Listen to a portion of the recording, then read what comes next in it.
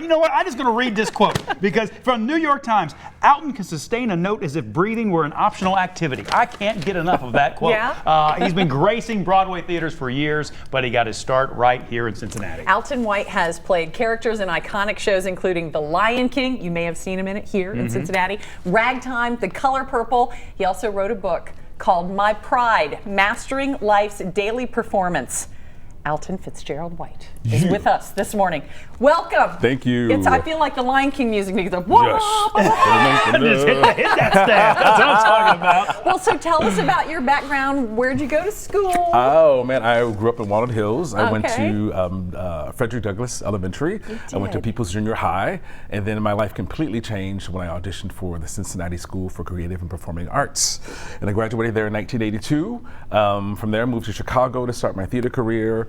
Moved to New York as an original company member of Miss Saigon. Oh, wow. Took over the lead role after a year. My life changed again, and 6 Broadway shows later, I ended my run 2 years ago as King Mufasa with 4,308 performances. That's amazing. Wow. Oh my gosh. That's incredible. Yeah. And I got to tell you, you said something so important there when you said your life changed when you auditioned, you got into SCPA, because there are so many people who have that story and say that about that place. We're so blessed to have a school like that in my hometown, and they hosted my book signing this past Friday, which was that's good. Just surreal. So the support continues from the school. So what made you write a book? I mean, you've got this amazing Broadway career. What's in here that you wanted to share with other people, Alton? I wanted to share my journey. You know, I grew up in Walnut Hills in housing projects, and after I hit my 4,000th performance a couple of summers ago, I started thinking, like, you know, how did I get from a shy kid who was bullied my entire childhood, was painfully shy? I mean, I was that kid who was afraid to raise his hand when I had the right answer in class. How did I get from that kid who thought I'd never have the courage to sing in front of anybody to 6 Broadway shows? And I wrote it because I wanted to encourage other kids who may feel odd or who may be nerds and have all of this creativity inside of them, but they're afraid to share it, to take them through my journey, to see that there's no straight line to it, but if you stick with your faith and your confidence and persevere and your passion, any dream can come true. And also to remind adults that you know, dreams never die. Oh, yeah. That's a good message. What an awesome thing. See, I'm with you right now. He could just talk all day. I'm just sitting here and listening to that voice. No, seriously.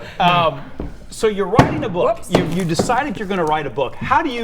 What are the nuts and bolts of that? Do you say, I'm going to sit down for X number of hours a day, or I'm going to sit down where I'm feeling inspired? What's that process even like? It started as journaling for me. You know, when I hit the 4,000 mark, Disney published the book, by the way, which is a whole other tremendous honor.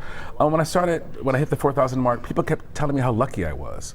And luck is a kind of a backhanded compliment. And I said, wait a minute, you know, it's like perseverance. This just happened upon you. Yeah, like you all just happened upon TV, and like, you know, it's a lot of training and challenges that you have to move through. So I started as journaling, just to kind of remember my own story. Like, how did I get from that shy kid to the most incredible, most successful Broadway show ever?